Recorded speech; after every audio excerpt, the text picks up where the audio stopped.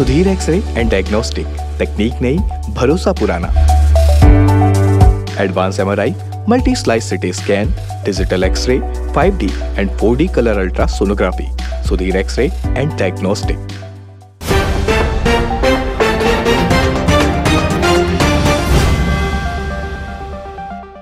नमस्कार दोस्तों, मैं हूं मयंक चतुर्वेदी और आप देख रहे हैं तीरंदाज।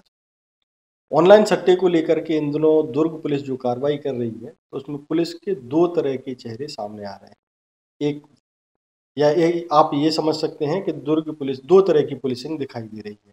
एक पुलिसिंग वो जिसमें पुलिस गंभीरता से सटोरियों तक पहुंचने की कोशिश कर रही है, और दूसरे चेहरा पुलिस का ये है कि सटोरियों के पक्ष में कुछ पुलिस के जवान या पुलिस के अफसर काम कर रहे हैं। ये इसके कहने के पीछे हमारे पास एक मजबूत आधार है, ये कोई हवा हवाई बात नहीं है। पहले हम उन तथ्यों को आपके सामने रख देते हैं ताकि आप खुद जान सकें कि पुलिसिंग दो तरह से कैसे हो रही है। पिछले कुछ दिनों में पुलिस ने 3 जगह जो कार्रवाइयाँ की हैं, पहला बिलासपुर, दूसरा दिल्ली और तीसरा भोपाल। भोपाल का जो एक सिवनी इलाका है, वहाँ पुलिस ने छापामार कार्रवाई की थी ऑनलाइन सटोरियों के खिलाफ।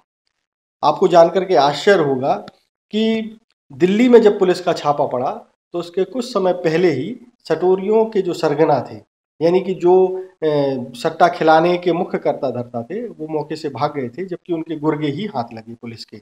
नंबर 2, बिलासपुर में भी जो कार्रवाई हुई उसमें भी लगभग कमोबेश यही स्थिति बनी कि मेन सरगना या मुख्य कर्ता धर्ता थे, वो मौके से भाग गए पुलिस की रेड पड़ने के कुछ समय पहले, जबकि उनके हाथ वही 10 से 15,000 20,000 रुपये में काम करने वाले लोग हाथ लगे थे।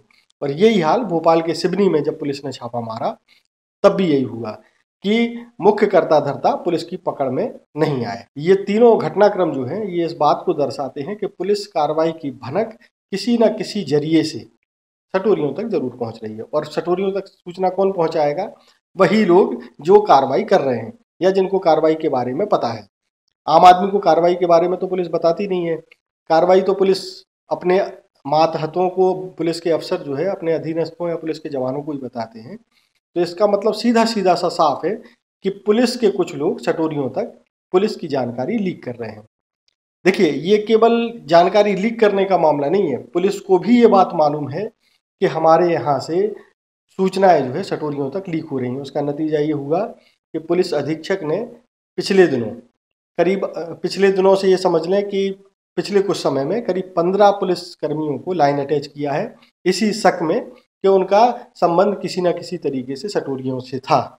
इसके अलावा कुछ पुलिस के जवानों और अफसरों के खिलाफ भी ये जांच हो रही है कि वो सटोरियों से कितने मिले हुए हैं, उनके पासपोर्ट की जांच हो रही है। क्योंकि जब दुबई में सटोरियों की एक पार्टी हुई थी, बड़ा मेगा इवेंट उन्होंने कराया था, तब सूचना पुलिस के पास ही है कि बहुत सारे पुलिस के जवान और कुछ अफसर उस पार्टी में शामिल हुए थे।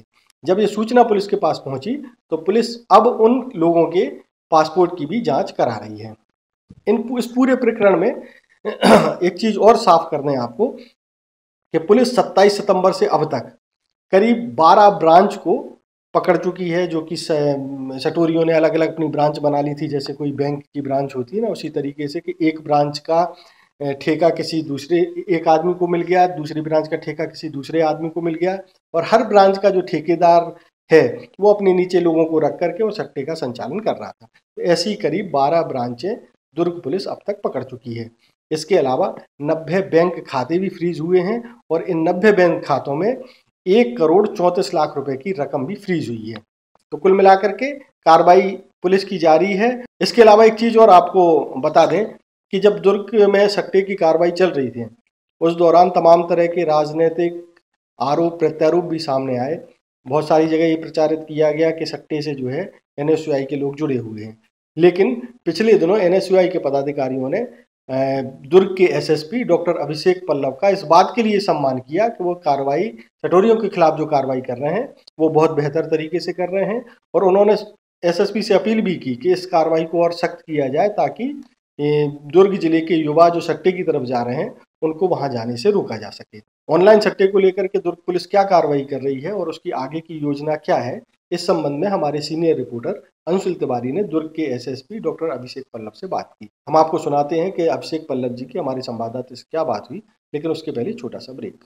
स्पर्श मल्टी स्पेशलिटी हॉस्पिटल अब गैस्ट्रोएंटेरोलॉजी की सुविधा के साथ आपकी सेवा में, साथ ही दे रहा है एम्बुलेंस के लिए टोल फ्री नंबर की सुविधा 180030911616। स्पर्श मल्टी स्पेशलिटी हॉस्पिटल, एक एहसास अपनेपन का।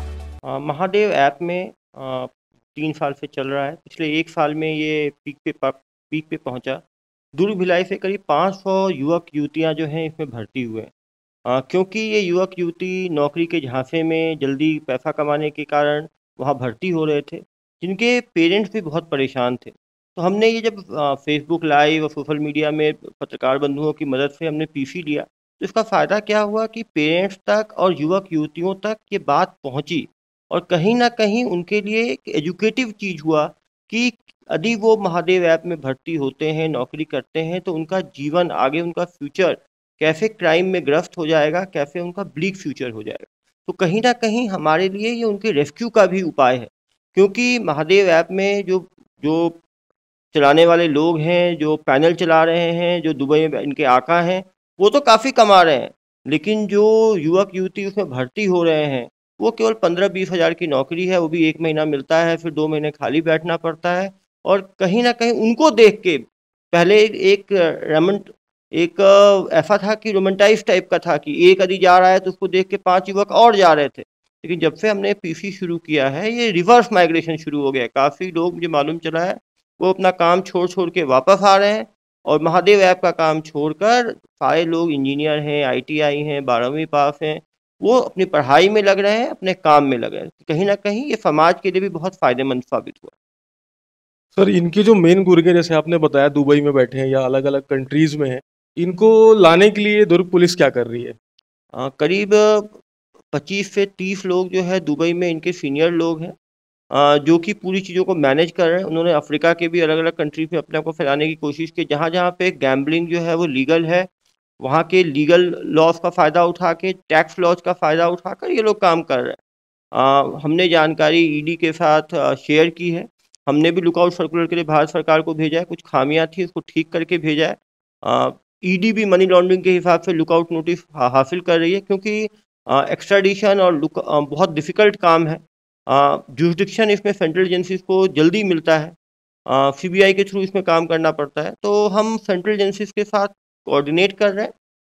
राज्य शासन की क्लियर मंशा है और क्लियर डायरेक्शंस हैं कि इस तरह के गैर कानूनी लोग ऐप, जिससे कि हज़ारों लोगों की गाढ़ी कमाई इसमें बर्बाद हो रही है और सैकड़ों युवक इसमें अपना ज़िंदगी ख़राब कर रहे हैं, इसको हमें हर हाल में बंद करना है। इसके लिए दुर्ग पुलिस जो है वो कटिबद्ध है। सर, दुर्ग जिले के कौन ऐसे प्रमुख गुर्गे हैं कर्ता-धर्ता हैं महादेव ऐप के, जो अलग-अलग देश में बैठे हैं, तो इसका संचालन कर रहे हैं? सभी लोग जानते हैं, सौरभ चंद्राकर हैं, रवि उत्पल हैं, बाकी 4-5 लोग हैं। हमारी कोशिश ये है कि लोकल रिक्रूटमेंट ड्राइव हो जाए। जो पैनल चला रहे हैं, जो 8 लाख 10 लाख दे के पैनल ले रहे हैं और वो लोकल लड़कों को भर्ती कर रहे हैं, तो अब पैनलिस्ट के मन में एक भय आना शुरू हो गया है। उनके लड़के उनको छोड़ के जा रहे हैं। पैनल लोग लेने को तैयार नहीं है। जो पैनल एक टाइम में 15 लाख 20 लाख में वो महादेव ऐप वाले दुबई से बांटा करते थे, अब लोग 2 लाख रुपए में भी वो पैनल लेने को तैयार नहीं है। ये हमारी सफलता है। और अभी हमें सूचना भी आई है कि दुबई में भी काम करने वाले लोग, ज़्यादातर जो पहले भिलाई दुर्ग के जाते थे, अब वो बिहार यूपी के लोगों को ले रहे हैं। यहाँ के लड़के जाने से अब कतरा रहे हैं। बिहार, यूपी, राजस्थान में काफ़ी ब्रांचेज खुले हैं। पहले भिलाई के लड़के वहाँ जाके काम किया करते थे, अब भिलाई के अगर नहीं जा रहे हैं तो लोकल लड़कों को रिक्रूट कर रहे हैं। तो कहीं न कहीं हम भिलाई के लोकल लड़कों को महादेव ऐप से दूर करने में सफल हो रहे हैं। लोकल लड़के नहीं होंगे तो पैनल नहीं चलेंगे, पैनल नहीं चलेंगे तो यहाँ के लोग पैसा नहीं लगाएँगे। तो कहीं न कहीं दुर्ग, भिलाई के, जो छत्तीसगढ़ के लोगों को हम इस महादेव ऐप के दुष्परिणाम से बचाने की पूरी कोशिश में लगे हुए हैं। सर, एक चीज़ ये भी देखने मिला, जो लगातार आप अभी कार्रवाई कर रहे थे और प्रेस कॉन्फ्रेंस करते थे, उसमें बात ये निकल के आती थी कि इनके जो जो पैनल या ब्रांच के प्रमुख जो मेन रहते थे, गुर्गे रहते थे, वो कुछ मिनट पहले या कुछ दिन पहले भाग जाते थे। तो क्या हमारे घर में भी कोई ऐसा है जो कहीं न कहीं चीज़ों को लीक कर रहा है? निश्चित रूप से 2022 मार्च में भी 15 लोगों को लाइन अटैच किया गया था पुलिस में। 15-16 लोग जो रडार में थे। एक आदमी को हमारे तरफ सस्पेंड भी किया गया है। 8-10 लोगों के और पासपोर्ट डिटेल्स और बैंक अकाउंट डिटेल्स खंगाला जा रहा है।